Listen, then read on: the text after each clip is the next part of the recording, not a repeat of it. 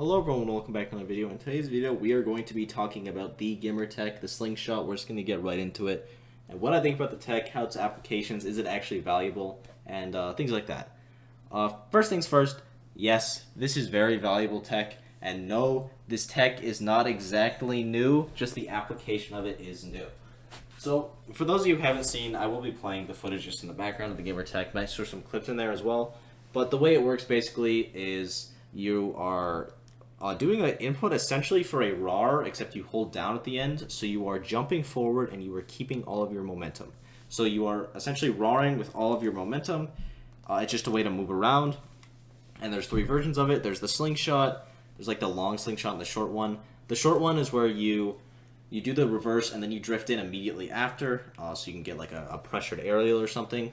And the other one is where you just like you do the short hop and then you just keep holding out after you do into the neutral. I think it's really good tech. I think it's really good. Now, obviously, people have been known about this movement. Like, some guy talked about, like, 2019 or something, and then there's players like Lavish. You see Tilde do it sometimes. The way they move is a lot of the just the normal moving itself with the short hop backwards, just, like, kind of mixing up your neutral short hopping. It just gives you, like, it gives you basically momentum in the air of a full drift without any of the commitment, basically. It's really good movement. And I think that now that more people are going to be able to use it just because they know about it now and how to do it easier, it's going to be very, very impactful. But aside from that, making the movement crisper and more accessible for everyone except those select people that already knew about it, the biggest thing by far is the pressure on shields you can get with it, because the pressure on shields is insane. You can do, I'll say a good example right now, Void. Void's been living out a lot, and he's been using Sheik, and you can do Sheik Fair into turn around, jump, B reverse needle. If they try to shield grab, the needle hits, you get a bouncing fish, you kill them. It is insanely broken. You can basically like land inside someone's shield with this tech, and it'll be safe, because you can just run away if they try to do any option.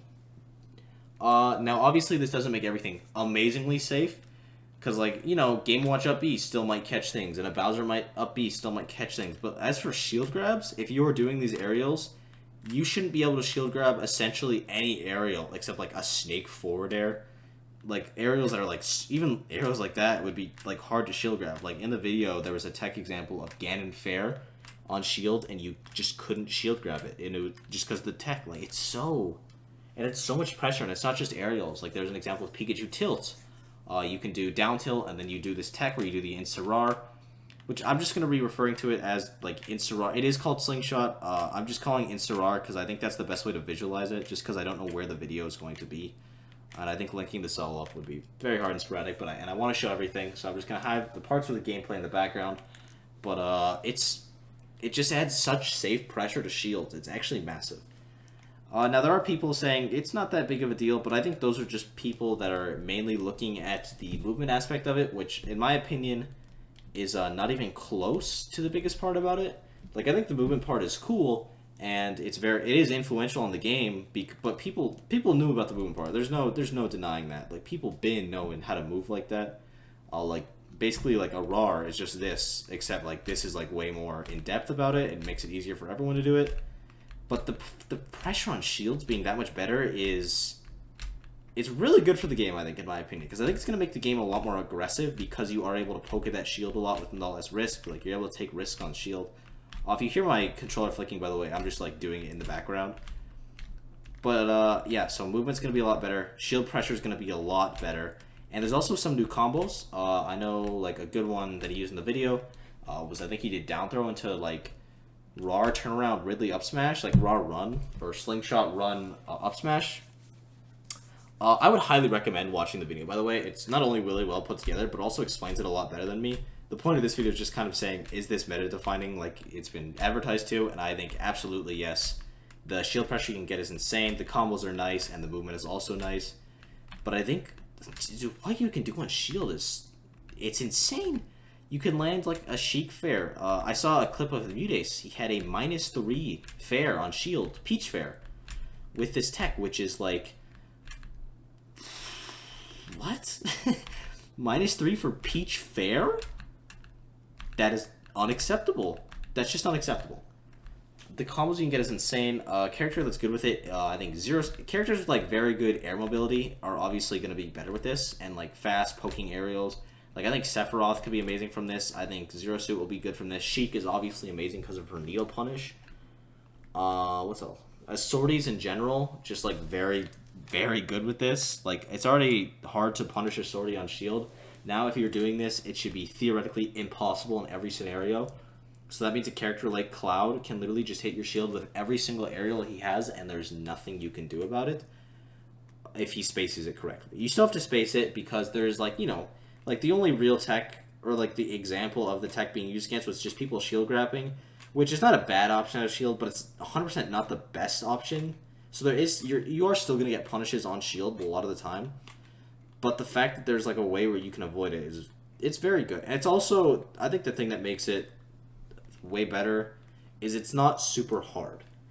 It's not easy if you're a new player. Like I like struggle with just like doing it in multiple succession, just because, you know, I'm playing on Joy-Cons right now because my GameCube controller is broken, and it's a little tricky sometimes. You get mixed up, but you don't need to like have all this insane movement all the time. Just like, oh, I want to do an aerial and shield, I'm gonna do this and then short hop macro away, or I'm gonna slingshot away so I don't get a take or a hit, or I'm gonna slingshot aerial into someone.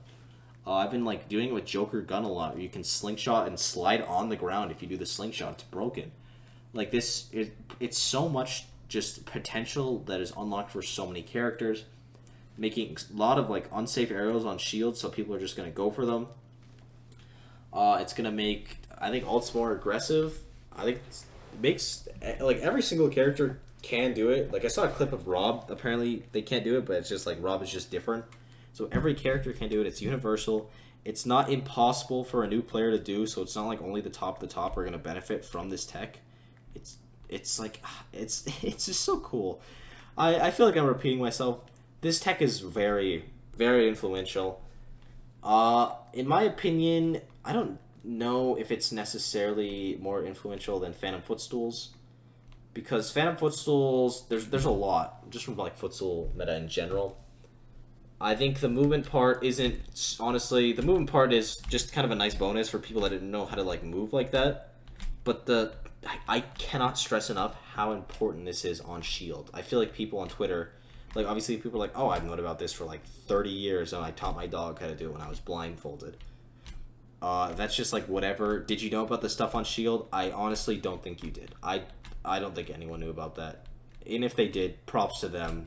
They should have advertised it better like Gamer did.